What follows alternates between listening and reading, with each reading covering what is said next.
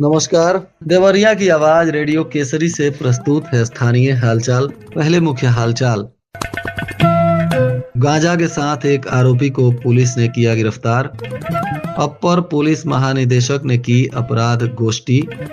चोरी की मोटरसाइकिल के साथ 2 आरोपियों को पुलिस ने दबोचा। अज्ञात महिला का शव पुलिस ने किया बरामद, जांच में जुटी। और 12 तारीख से शुरू होगा प्री बोर्ड परीक्षा। स्थानीय हालचाल के इस अंक के साथ मैं निकेत मिश्र। अब हालचाल विस्तार से। भाटपारानी थाना की पुलिस ने संदिग्ध वाहनों की जांच करने के दौरान मुखबिर की सूचना पर फुलवरिया चौराहा कस्तूरबा गांधी बालिका छात्रावास के पास से एक आरोपी को गांजा के साथ गिरफ्तार किया। पकड़ा गया आरोपी विनोद कुमार सिंह पुत्र स्वर्गीय रामनंदी सिंह, जो बिहार के गोपालगंज जिले के जादवपुर थाना क्षेत्र के रजवाही पतहरा गांव का रहने वाला है। इसके पास से 6 किलोग्राम से अधिक अवैध गांजा पुलिस ने बरामद किया है और इस पर एनडीपीएस एक्ट में मामला दर्ज कर आगे की कार्रवाई कर रही है। अपर पुलिस महानिदेशक गोरखपुर जोन मुथा अशोक जैन के द्वारा जनपद देवरिया के समस्त राजपत्रित अधिकारीगण और थाना प्रभारीगण के साथ पुलिस लाइन के सभागार में अपराध गोष्ठी का आयोजन किया गया। इस दौरान पुलिस अधीक्षक संजीव सुमन सहित अन्य वरिष्ठ अधिकारी भी उपस्थित रहे। इसका उद्देश्य जनपद में अपराध नियंत्रण करना, कानून व्यवस्था को सुदृढ़ करना तथा पुलिस की कार्य प्रणाली की प्रभावशीलता को बढ़ाना बताया जा रहा है। अपराध गोष्ठी के दौरान एडीजी महोदय ने जनपद में घटित गंभीर एवं संवेदनशील अपराधों की विस्तार से समीक्षा की और निर्देशित किया कि हत्या, लूट, डकैती, बलात्कार, चोरी, नकबजनी एवं अन्य संगीन अपराधों में त्वरित कार्रवाई करते हुए अभियुक्तों की शीघ्र गिरफ्तारी सुनिश्चित करें। महिला अपराध और बच्चों से संबंधित अपराधों में विशेष संवेदनशीलता बरतने तथा पीड़ितों को समयबद्ध न्याय दिलाने के लिए विवेचना की गुणवत्ता पर विशेष ध्यान देने का भी निर्देश दिया गया। वहीं साइबर अपराध, एनडीपीएस एक्ट, गौ तस्करी, अवैध शराब, जुआ एवं सट्टा जैसे अपराधों पर प्रभावी नियंत्रण के लिए थाना स्तर पर सघन अभियान चलाने को भी निर्देश दिया गया। अपराधियों के विरुद्ध निरोधात्मक कार्रवाई, गैंगस्टर एक्ट, गुंडा एक्ट तथा कुर्की की कार्रवाई को भी प्रभावी ढंग से लागू करने के निर्देश दिए गए। वहीं वांछित एवं इनामी अपराधियों की गिरफ्तारी के लिए विशेष टीमों का गठन कर परिणाम मुखी कार्रवाई करने पर भी बल दिया गया। देवरिया गोरखपुर मार्ग पर लगभग 60 वर्षीय एक अज्ञात महिला का संदिग्ध परिस्थितियों में सड़क के किनारे से पुलिस ने शव बरामद किया है। बताया जा रहा है कि आसपास के लोगों ने मानवता दिखाते हुए 108 एम्बुलेंस सेवा की मदद से महिला को अस्पताल पहुंचाया था। घटना के बाद पुलिस अब मामले की जांच कर रही है। पुलिस के अनुसार महिला के शरीर पर चोट के निशान भी पाए गए हैं, जिससे किसी दुर्घटना या अन्य कारणों की आशंका जताई जा रही है। हालांकि मौत के वास्तविक कारणों की पुष्टि पोस्टमार्टम रिपोर्ट आने के बाद ही हो सकेगी। फिलहाल पुलिस ने शव को कब्जे में लेकर अनुसंधान शुरू कर दिया है। कटनी थाना की पुलिस ने मुखबिर की सूचना पर रेलवे कॉलोनी के पास चेकिंग अभियान चलाते हुए 2 अभियुक्तों को चोरी की मोटरसाइकिल के साथ गिरफ्तार किया। पकड़ा गया आरोपी रोशन कुमार सलेमपुर थाना क्षेत्र के ठाकुर कोडरा गांव का रहने वाला है और दूसरा शैलेश कुमार यादव, यह बभनौली कला थाना भटनी जनपद देवरिया का निवासी है। इनके पास से चोरी की मोटरसाइकिल मिली है, जिसे जब्त किया गया है और इसकी जांच की जा रही है। साथ ही दोनों आरोपियों पर केस दर्ज करते हुए इन्हें न्यायिक अभिरक्षा में भेजा जा रहा है। जनपद में हाई स्कूल और इंटरमीडिएट की प्री बोर्ड लिखित परीक्षा 12 से 24 जनवरी तक आयोजित की जा रही है। माध्यमिक शिक्षा परिषद के निर्देशों के अनुसार यह परीक्षा वर्ष 2026 की बोर्ड परीक्षा में शामिल होने वाले सभी छात्रों के लिए बोर्ड परीक्षा पैटर्न पर ही ली जाएगी। जिले के सभी माध्यमिक विद्यालयों में इसकी तैयारी तेज कर दी गई है। प्री बोर्ड परीक्षा का प्रश्न पत्र प्रारूप, अंक विभाजन एवं समय सीमा मुख्य बोर्ड परीक्षा के समान ही होगा। इस परीक्षा के लिए वर्ष 2025 के अप्रयुक्त प्रश्न पत्रों का उपयोग किया जाएगा, जिन्हें परिषद द्वारा विद्यालयों को उपलब्ध कराया जाएगा और इससे परीक्षा की गुणवत्ता और गोपनीयता सुनिश्चित होगी। जिले में कुल 548 माध्यमिक और इंटर कॉलेज संचालित हैं। इस वर्ष प्री बोर्ड परीक्षा में कुल 1,15,968 विद्यार्थी शामिल हो रहे हैं।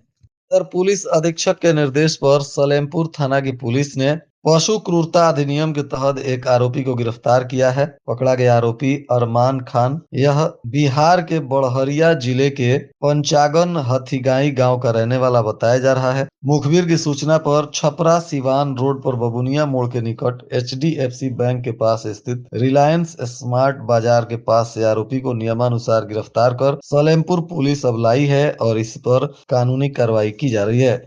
राजकीय औद्योगिक प्रशिक्षण संस्थान सलेमपुर के नीलेश मिश्रा ने बताया कि मारुति सुजुकी कंपनी के तरफ से 9 जनवरी को सुबह 10 बजे से यहां प्लेसमेंट को लेकर कैंप का आयोजन किया जा रहा है। इस प्लेसमेंट में ITI उत्तीर्ण पुरुष और महिला अभ्यर्थी हिस्सा ले सकते हैं। अभ्यर्थियों की आयु 18 से 26 के बीच होनी चाहिए। अभ्यर्थी का ITI पास आउट होना अनिवार्य होना चाहिए।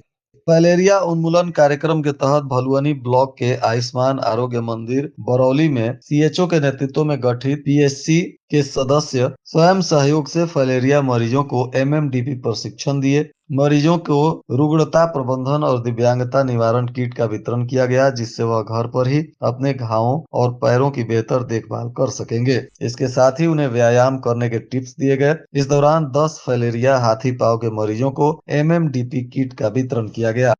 भारत निर्वाचन आयोग के निर्देश पर मतदाता सूची के विशेष प्रगाढ़ पुनरीक्षण का कार्य चल रहा है। आयोग के निर्देश पर जारी संशोधित समय सारणी के अनुसार 6 जनवरी को जिले के 7 विधानसभा क्षेत्रों की विधानसभावार मतदाता सूची का अंतिम प्रकाशन हुआ। इसके बाद मतदाता सूची का अवलोकन कर मतदाता किसी भी प्रकार की गड़बड़ी होने पर दावा और आपत्तियां कर सकते हैं। इसके लिए उन्हें 6 फरवरी तक का मौका दिया गया है।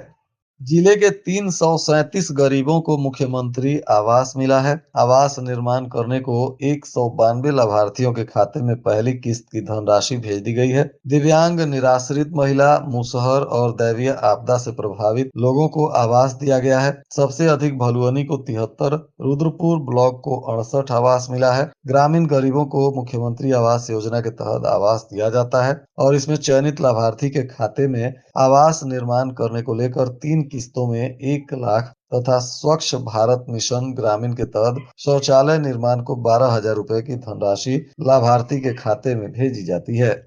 शहर वासियों को मांगलिक कार्यक्रमों के आयोजन के लिए नए वर्ष में कल्याण मंडपम तैयार होकर मिल जाएगा। इसके तैयार हो जाने से गरीब और कमजोर वर्ग के लोगों को बिटिया की शादी करने के लिए सस्ते दर पर विवाह घर उपलब्ध हो सकेगा। कल्याण मंडपम का निर्माण कार्य अप्रैल माह के अंत तक पूर्ण होने की उम्मीद है। शहर के वार्ड नंबर 25 आचार्य रामचंद्र शुक्ल नगर भुजौली कॉलोनी में गरीब और जरूरतमंद परिवारों को वैवाहिक कार्यक्रम, मांगलिक आयोजन और धार्मिक तथा सांस्कृतिक आयोजन के लिए 15,000 वर्ग मीटर में 5.90 करोड़ की लागत से कल्याण मंडपम का निर्माण कराया जा रहा है।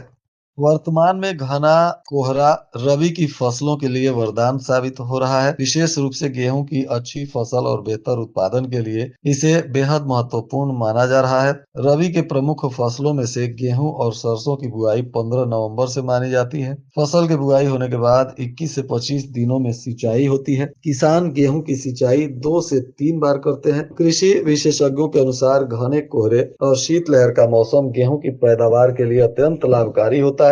यह खेतों में पर्याप्त नमी बनाए रखने के साथ साथ मिट्टी की उर्वरा शक्ति को भी बढ़ाता है, जिससे फसल की गुणवत्ता और मात्रा दोनों में सुधार होता है। और आज के मौसम का तापमान देवरिया में न्यूनतम 8 डिग्री सेल्सियस और अधिकतम 18 डिग्री सेल्सियस रहने की संभावना है। अंत में मुख्य हालचाल एक बार फिर। गांजा के साथ एक आरोपी को पुलिस ने किया गिरफ्तार। अपर पुलिस महानिदेशक ने की अपराध गोष्ठी। चोरी की मोटरसाइकिल के साथ 2 आरोपियों को पुलिस ने दबोचा। अज्ञात महिला का शव पुलिस ने किया बरामद, जांच में जुटी। और 12 तारीख से शुरू होगा प्री बोर्ड परीक्षा।